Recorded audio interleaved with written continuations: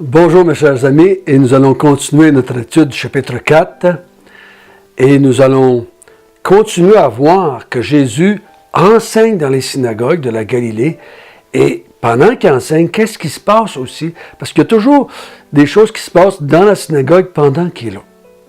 Nous allons voir un phénomène assez répandu dans l'évangile de Luc, les démons. Notre bon Père du ciel, conduis-nous à bien comprendre, à bien réaliser qu'est-ce qui se passait au temps de Jésus et aide-nous à voir qu'est-ce qui s'est passé entre Jésus et les démons ou les esprits mauvais. Que ton nom soit glorifié par ce temps de méditation sur ta parole. Amen. On a vu que Luc dit à Théophile, Théophile, tout ce qui s'est passé dans la vie de Jésus pendant ces 3 ans, il n'y avait rien de caché. Tout s'est fait en public, dans les synagogues, les jours de sabbat. Une grande partie de son ministère s'est passée là. En tout cas, c'est ce que Luc fait ressortir du chapitre 4 jusqu'au chapitre 9. Hier, on a vu qu'est-ce qui s'est passé dans la synagogue de Nazareth et comment les gens ont refusé de croire que Jésus était le Messie, l'accomplissement des prophéties, parce qu'il était un petit gars de chez eux. Aujourd'hui, nous allons voir qu'il y a un phénomène que Luc va faire ressortir souvent, c'est la question des esprits impurs et ce qu'ils disent par rapport à Jésus. Lisons ensemble le verset 31 jusqu'au verset 37. Il descendit à Capernaum, ville de la Galilée, et il enseignait le jour du Shabbat. On était frappé de sa doctrine, car il parlait avec autorité. Il se trouva dans la synagogue un homme qui avait un esprit de démon impur, et qui s'écria d'une voix forte, « Ah, qu'y a-t-il entre nous et toi, Jésus de Nazareth? Es-tu venu pour nous perdre? Je sais qui tu es le Saint de Dieu. » Jésus le menaça, disant, « Tais-toi et sors de cet homme. » Et le démon le jeta au milieu de l'assemblée et sortit de lui sans lui faire aucun mal. Tous furent saisis de stupeur, et ils se disaient les uns aux autres, « Quelle est cette parole? Il commande avec autorité et puissance aux esprits impurs, et ils sortent. » Et sa renommée se répandit dans tous les lieux d'alentour.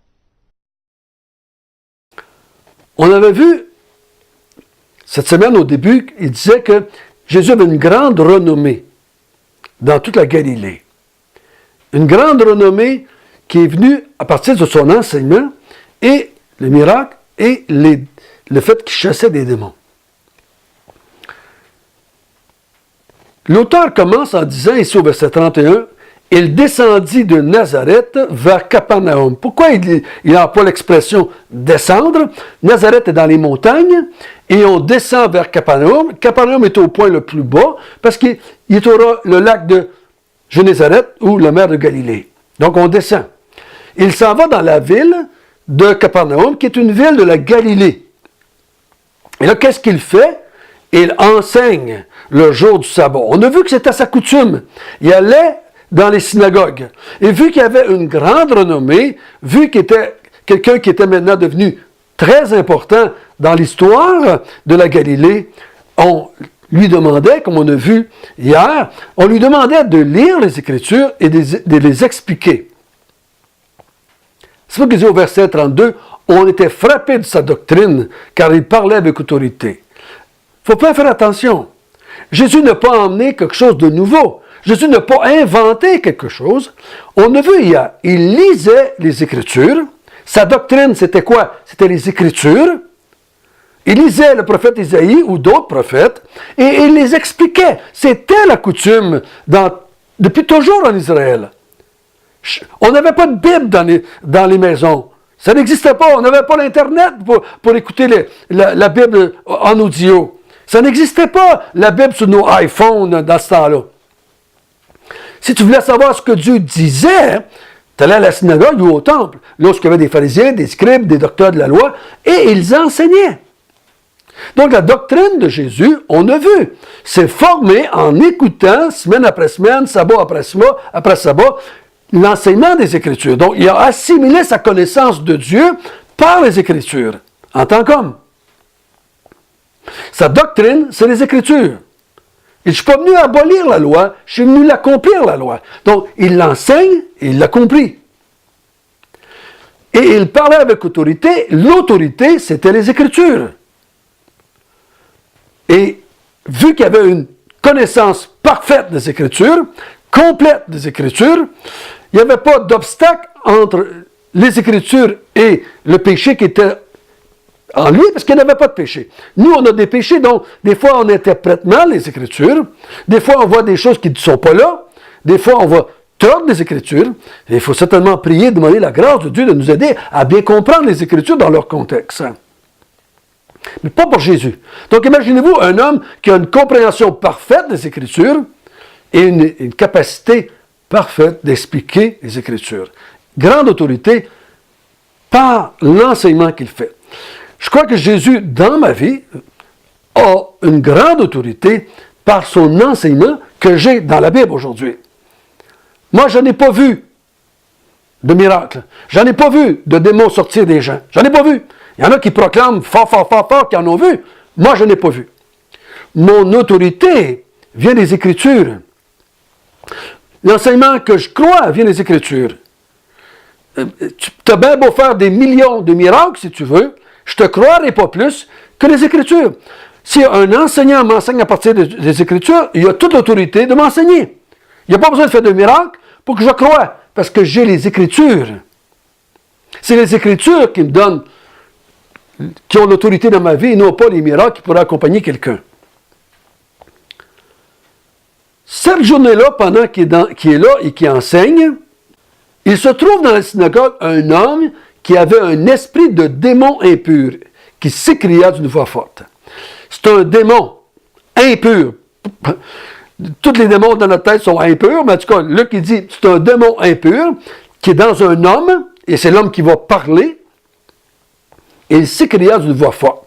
Il se met à gueuler dans la synagogue, et qu'est-ce qu'il dit? « Ah, qu'y a-t-il entre nous et toi, Jésus de Nazareth? » D'abord, le démon ou l'esprit de démon qui parle à travers cet homme reconnaît l'humanité de Jésus. Hein? On te connaît, toi, Jésus de Nazareth. Tu viens de là. Tu as habité là. Tu es un petit gars de Nazareth, toi. On te connaît. Tu es venu pour nous perdre. Tu es venu pour nous détruire. Tu es venu pour nous chasser. Tu es venu pour ultimement, hein, que tous les démons vont être enfermés dans l'abîme, dans l'enfer. Ultimement, Jésus va les perdre. Ils sont déjà perdus, sont déjà condamnés, mais ils ne sont pas enfermés. Parce qu'ils sont là. Ce démon-là est là, dans cet homme-là. Et qu'est-ce qu'il dit? Je sais qui tu es le Saint de Dieu. Luc va faire ressortir ça plusieurs fois. Pendant que les hommes ne savent pas qui Jésus est, les démons le savent. Pourquoi est-ce qu'ils le savent? Parce qu'ils sont des esprits. Les esprits démoniaques, c'est des anges déchus. Et les anges déchus connaissaient Jésus bien avant son incarnation. Ils ont connu Jésus avant d'être déchus. Parce qu'il y a été un temps des bons anges au service de Dieu et de Jésus. Donc, ils connaissent Jésus dans sa pré-incarnation. Ils savent qui il est. Et il déclare ici, tu es le Saint de Dieu. Le mot Saint, ça pourrait être celui qui est mis à part, celui que Dieu a oint. Hein? On l'a vu hier, je suis celui que tu as oint de son esprit, pour que j'annonce une bonne nouvelle. Tu es le Saint de Dieu, tu es celui qui se tient dans la présence de Dieu, tu es celui qui est avec Dieu. Donc, ici, un démon identifie Jésus. Oui, c'est un humain. Les gens, eux autres, dans la synagogue, ne voient qu'un être humain qui est là avec 2 pieds, 2 mains, 2 yeux, 2 oreilles, 2 cheveux. C'est un être humain qui enseigne, il connaît les Écritures, puis il enseigne très bien. C'est un être humain. Mais les démons disent, tu es le Fils de Dieu. Et à se demander, qu'est-ce qu'il fait là de ce démon-là?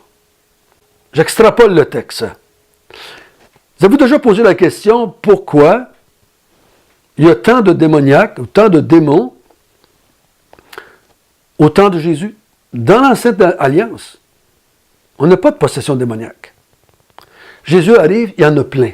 Pourquoi est-ce que Dieu a voulu qu'à ce moment-là, les démons prennent possession de corps humains? Pourquoi? Je crois, personnellement, que Dieu a voulu cela pour que Jésus puisse démontrer la puissance divine et la puissance de Dieu sur les démons. Que le monde de Dieu, que le monde céleste, divin, est plus fort que le monde démoniaque. Et que le monde démoniaque obéit à Dieu. S'ils sont là et qu'ils peuvent prendre possession des gens, c'est parce que Dieu l'a voulu. Peut-être que ça vous scandalise que je dise ça.